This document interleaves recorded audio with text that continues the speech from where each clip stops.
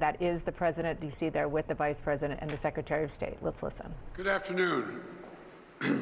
It's a very good afternoon, because at long last I can announce a ceasefire and a hostage deal has been reached between Israel and Hamas.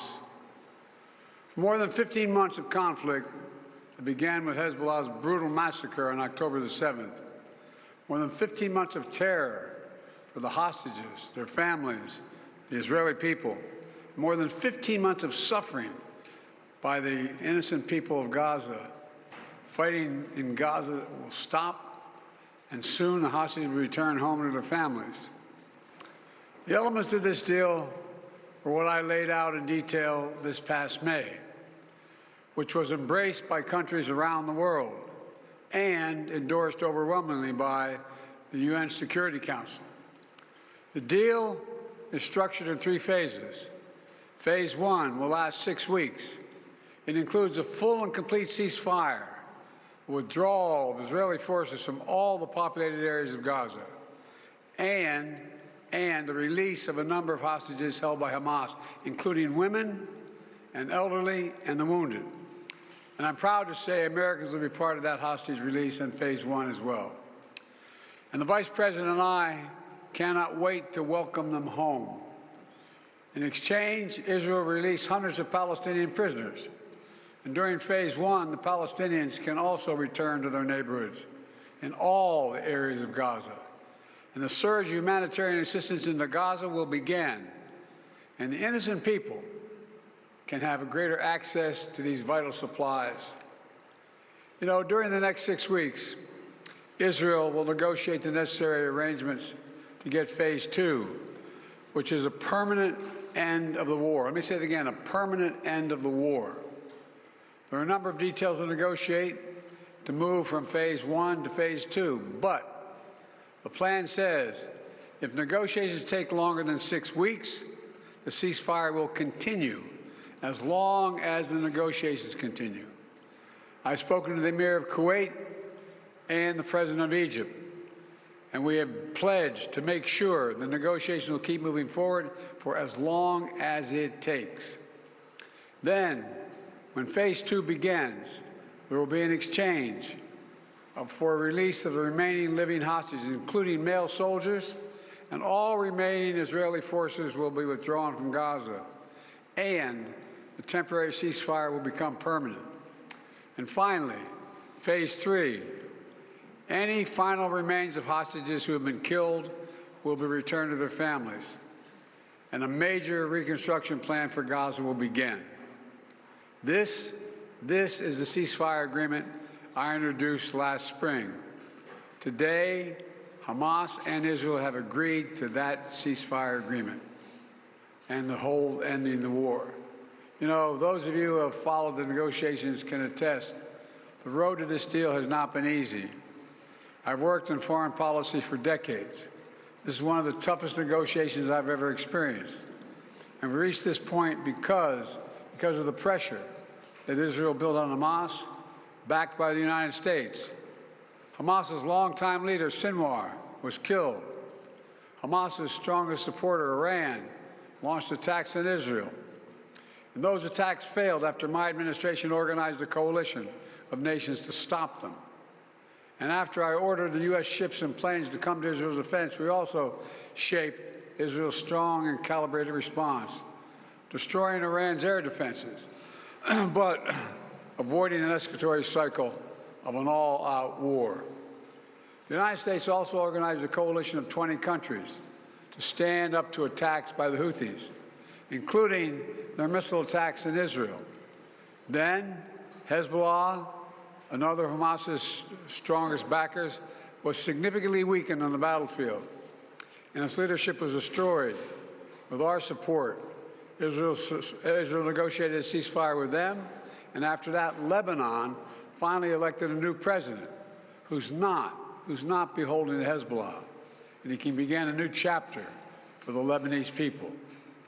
All told, these developments in the region, which the United States helped to shape, changed the equation. And so now, the terror network that once protected and sustained Hamas is far weaker. Iran is weaker. Iran is weaker than it's been in decades. Hezbollah is badly degraded. And after more than 15 months of war, Hamas's senior leaders are dead. Thousands of Hamas fighters are dead. And the military formations have been destroyed. With nowhere to turn, Hamas finally agreed to releasing hostages. You know, there was no other way for this war to end than with a hostage deal. And I'm deeply satisfied this day has finally come, for the sake of the people of Israel and the families waiting in agony, and for the sake of the innocent people in Gaza who suffered unimaginable devastation because of the war. The Palestinian people have gone through hell. Too many innocent people have died. Too many communities have been destroyed. In this deal, the people of Gaza can finally recover and rebuild. They can look to a future without Hamas in power. You know, the Bible says, blessed are the peacemakers. Many peacemakers helped make this deal happen, including an extraordinary team of American diplomats who have worked nonstop for months to get this done. Secretary Blinken led the effort. Secretary Jake Sullivan, National Security Advisor Jake Sullivan, Bill Burns, John Feiner, Brett McGurk, Amos Hochstein, and the Vice President worked relentlessly as we work to deliver this deal. I'd also note this deal was developed and negotiated under my administration, but its terms will be implemented, for the most part, by the next administration. In these past few days, we've been speaking as one team. This has been a time of real turmoil in the Middle East. But as I prepare to leave office, our friends are strong, our enemies are weak, and there's a genuine opportunities for a new future. In Lebanon, there's an opportunity for a future, free from the grip of Hezbollah. In Syria, a future free from the tyranny of Assad. And for the Palestinian people, a credible pathway to a state of their own. And for the region, a future of normalization, integration of Israel and all its Arab neighbors, including Saudi Arabia. At the G20 in Delhi in September 23, I rallied key countries behind a vision of an economic corridor from India across the Middle East to Europe. That vision can now become a reality. There are risks as well, including ISIS and Iran, even in a badly weakened state. But we're handing off then to the next team a real opportunity for a better future for the Middle East. I hope they will take it. Let me close with this.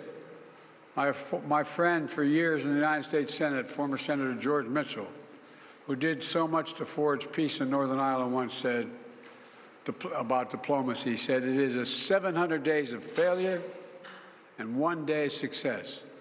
700 days of failure and 1 day of success. Well, we've had many difficult days since Hamas began its terrible war. We've encountered roadblocks and setbacks. We've not given up. And now, after more than 400 days of struggle, a day of success has arrived. God bless all the hostages and their families. May God protect the troops of all those who work for peace.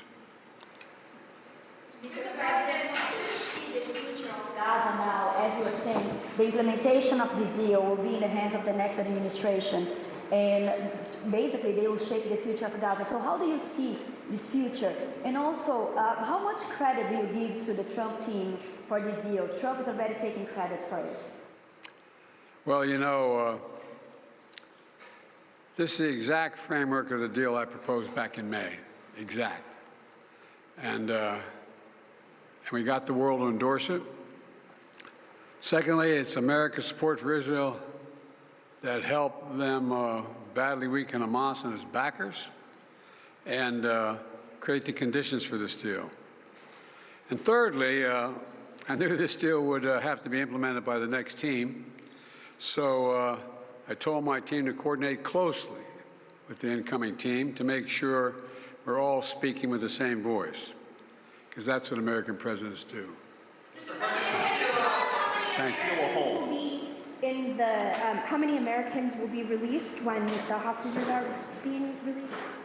All the exact detail of how many people are being held, how many bodies will be returned and less, will all be forthcoming. All of it, all of it. Thank you. This deal will hold. I'm confident. Thank you. Folks, credit for this, Mr. President, you or Trump? Is that a joke? Oh, thank you.